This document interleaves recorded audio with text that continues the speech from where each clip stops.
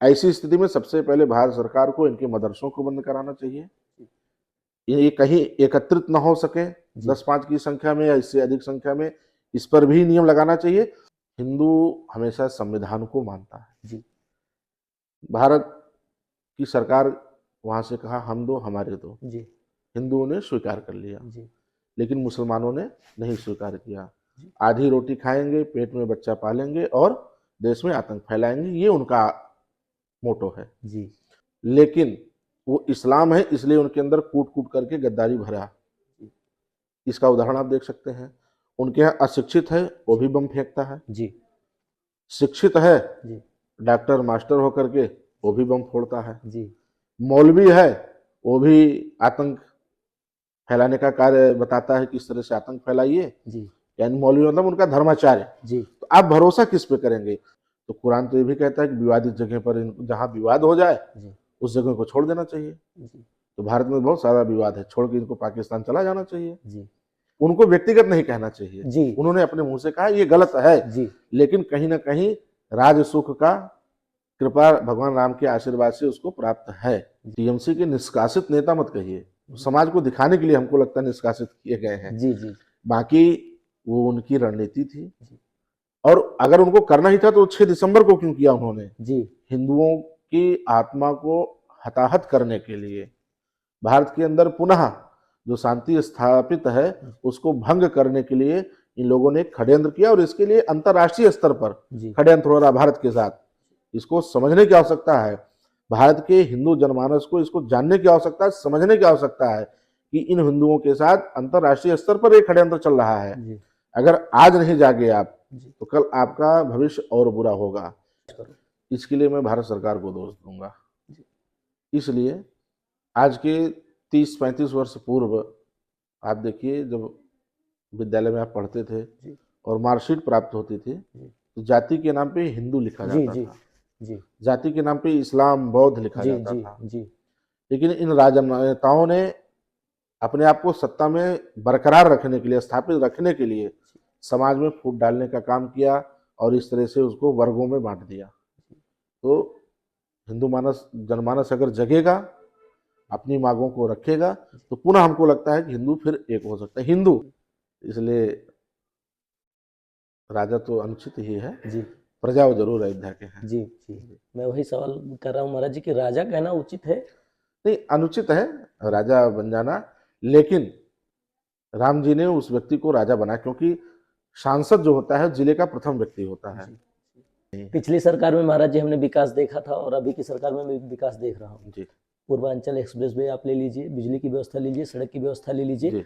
उत्तर प्रदेश में कुछ साल पहले लोग गुजरात से अदर राज्य से जाने के लिए, व्यापारी वर्ग हो या कंपनियां हो, जाने के लिए डरती थी और आज शौक से लोग जा रहे हैं। देखिए कहीं ना कहीं जब से माननीय मुख्यमंत्री योगी आदित्यनाथ जी महाराज ने उत्तर प्रदेश की बागडोर संभाला है जी, तब से काफी परिवर्तन आया है।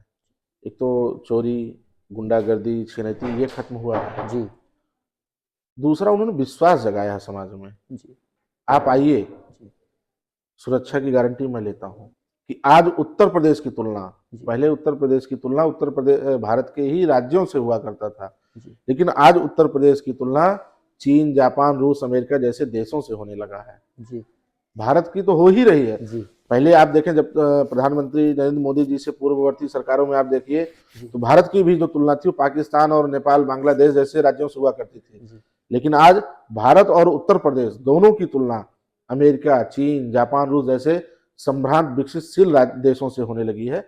ये कहीं ना कहीं गौरवशाली इतिहास क्षण है कि आप ऐसे प्रधानमंत्री और ऐसे मुख्यमंत्री को पाए हैं।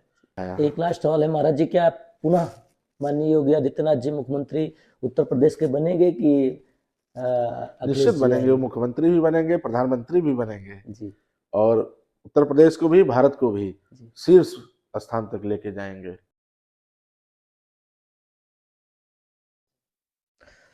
नमस्कार, मैं राहुल दुबे, वॉइस ऑफ आर्यव्रत से आज मैं उपस्थित हूँ अहमदाबाद के गत्राड़ एरिया में।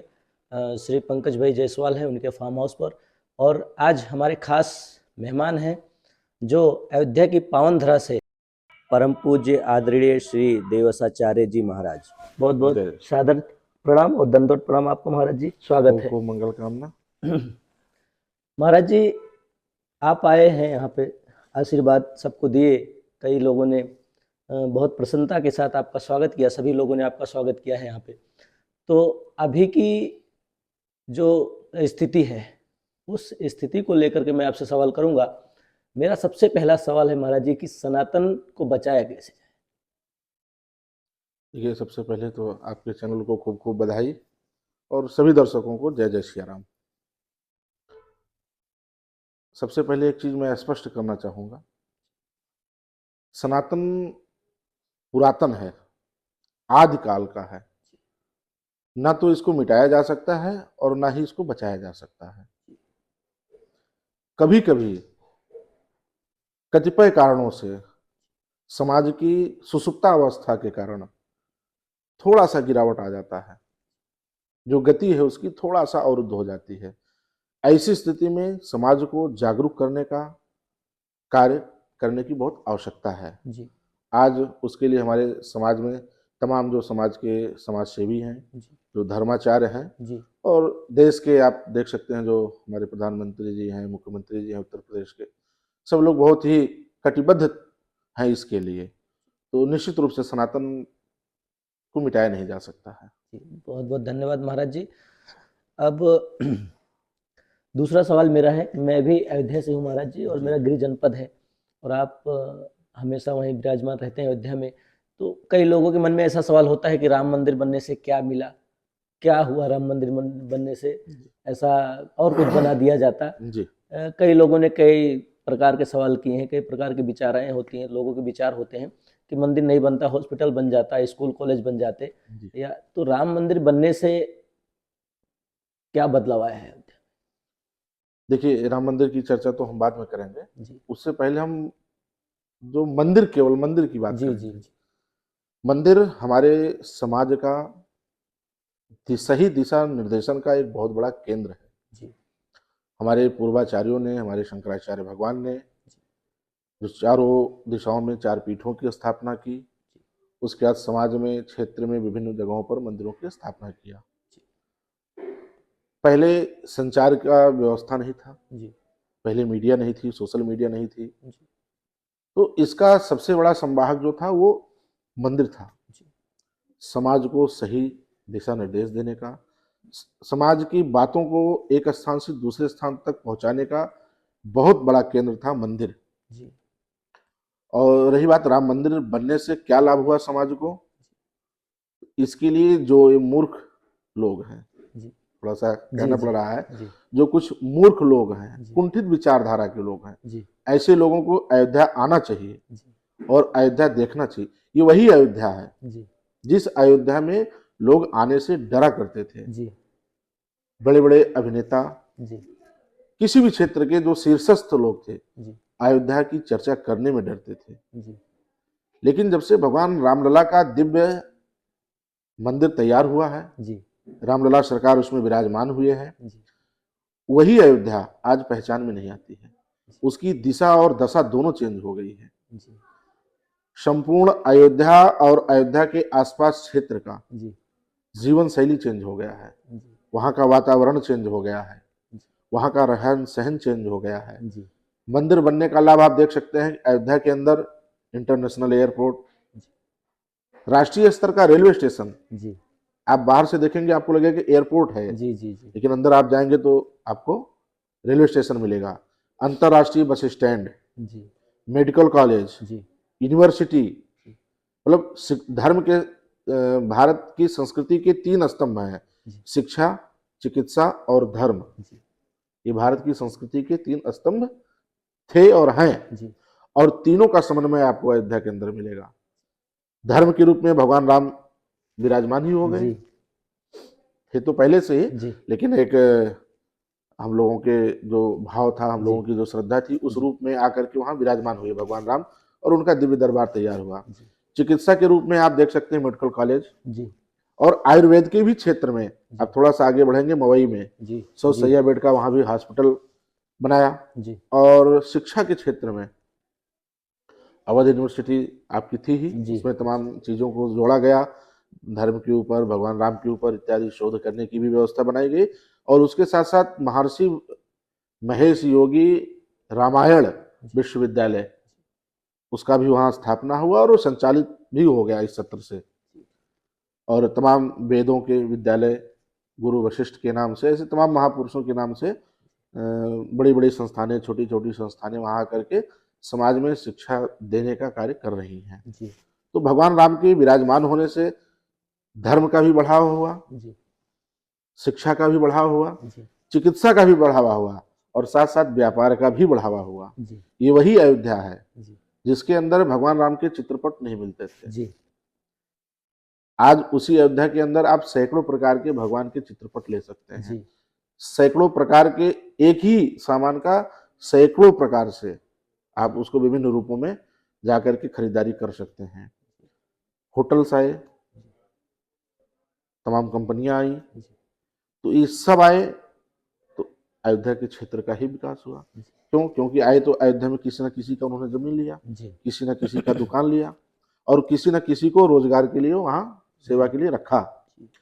इससे अयोध्या का भौगोलिक जो है विकास हुआ। बहुत बहुत धन्यवाद महाराज जी। अब तीसरा एक सवाल बहुत महत्वपूर्ण है। अभी आप देख रहे होंगे कि हिंदुस्तान भारत सिर्फ एक है, तो इस्लामिक कंट्री कई कंट्री हैं। तो अभी बांग्लादेश में जो घटना घटी है, हिंदू युवक को जला करके मार दिया गया है, वहाँ पे हमें लगता है कि ऐसी घटना तो नहीं होनी चाहिए, बहुत ही दुखद है। और हम नोटिस करते हैं महाराज जी कि जहाँ इस्लाम बहुसंख्यक हो जाता है वहाँ हिंदुओं को बहुत तकलीफ होती है, बहुत तरीके से उनको बहुत कष्ट होता है, रहने नहीं दिया जाता है, उनको प्रताड़ित किया जाता है, जैसे बांग्लादेश में हुआ। तो इस पे महाराज जी आप क्या कहेंगे कि जैसे जला कर मार दिए, कहाँ तक सही है?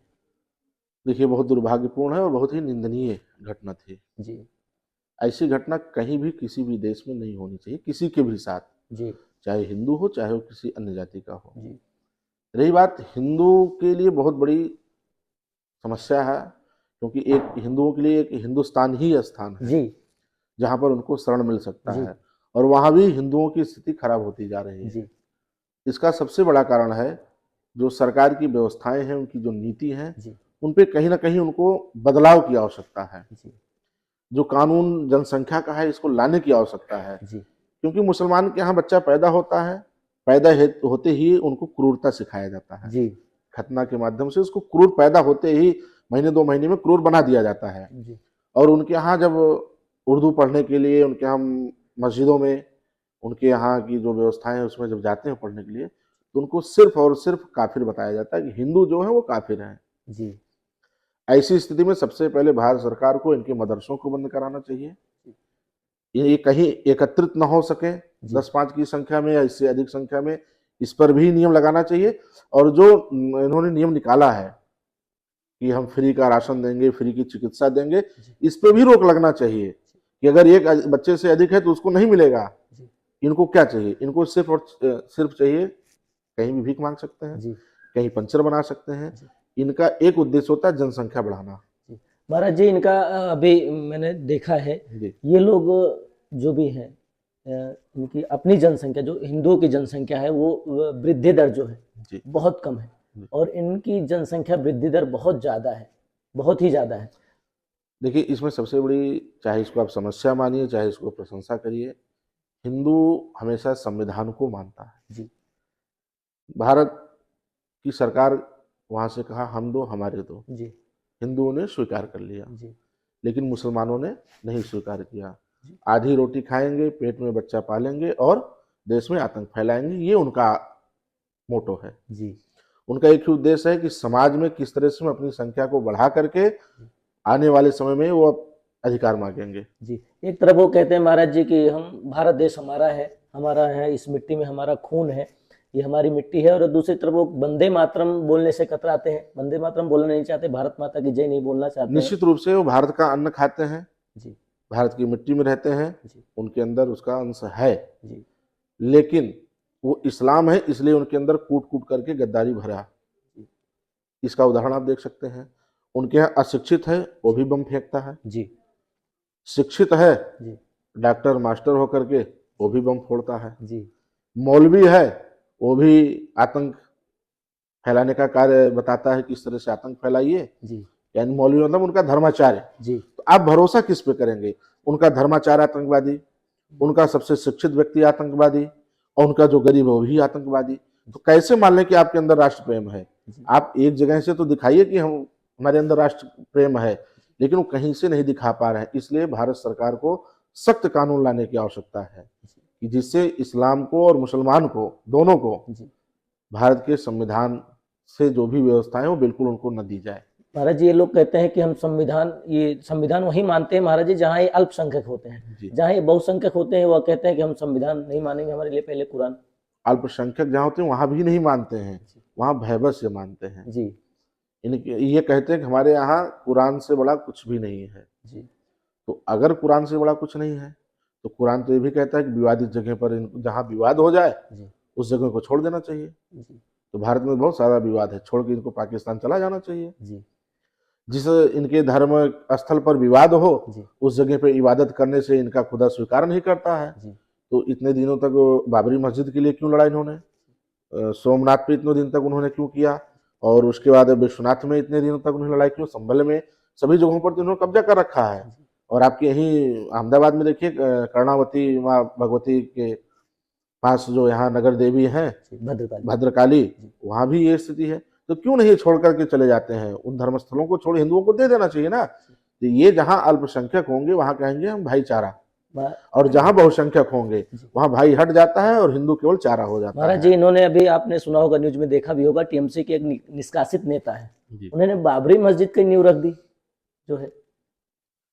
टीएमसी के निष्कासित नेता मत कहिए, समाज को दिखाने के लिए हमको लगता है निष्कासित किए गए हैं। जी जी बाकी वो उनकी रणनीति थी, और अगर उनको करना ही था तो 6 दिसंबर को क्यों किया उन्होंने? जी हिंदुओं की आत्मा को हताहत करने के लिए, भारत के अंदर पुनः जो शांति स्थापित है उसको भंग करने के लिए इन लोगों ने षड्यंत्र किया, और इसके लिए अंतर्राष्ट्रीय स्तर पर जी षड्यंत्र हो रहा भारत के साथ।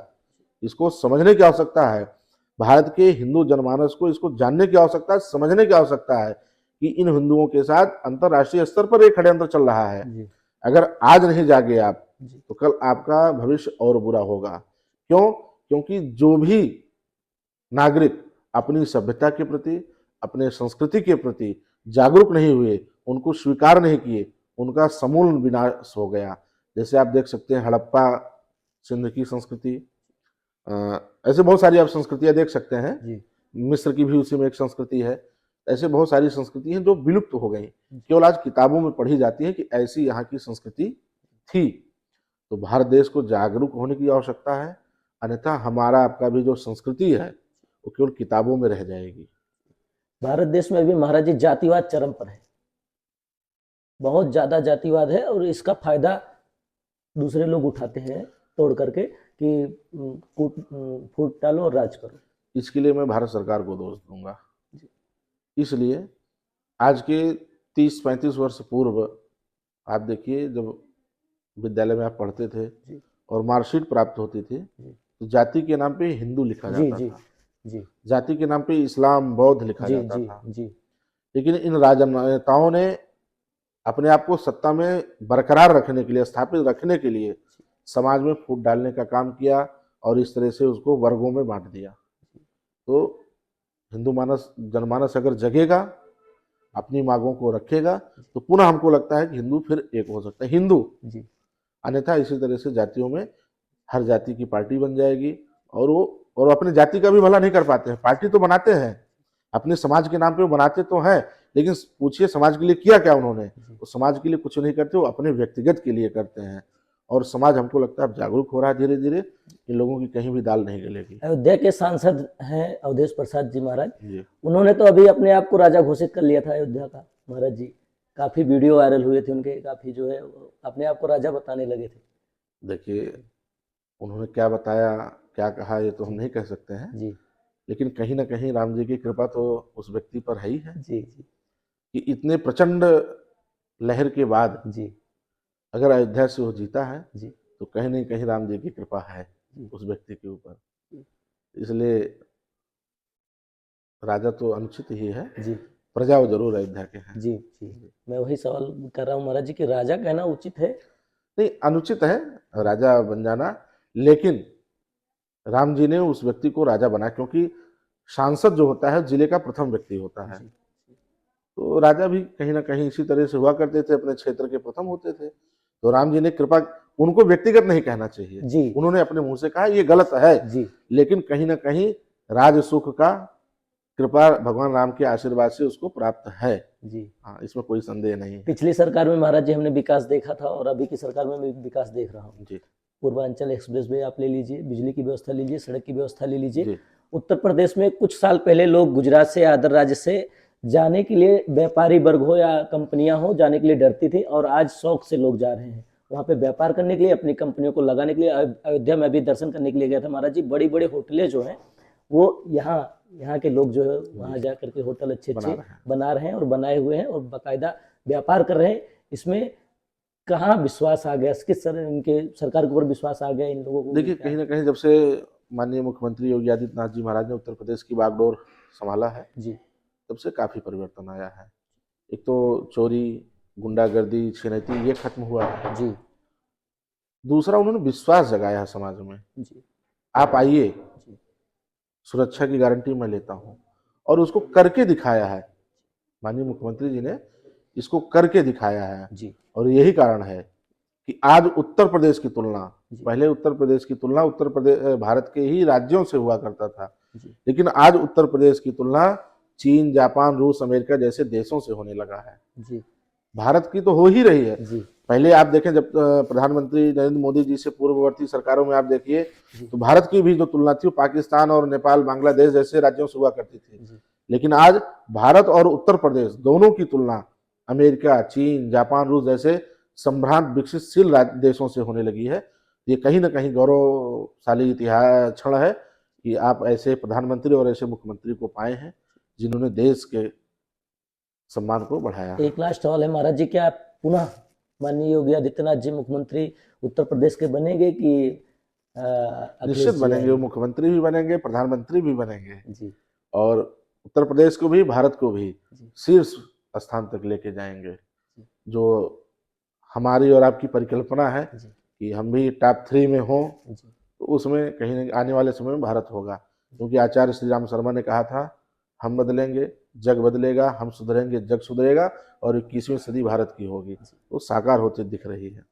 बहुत बहुत धन्यवाद महाराज जी, समय का अभाव है, आपने जो जय समय श्री दिया राम। उसके लिए हम आपको कोटि कोटि आभार व्यक्त करते हैं। बहुत बहुत धन्यवाद आपका। सादर जय जय श्री राम। जय श्री राम।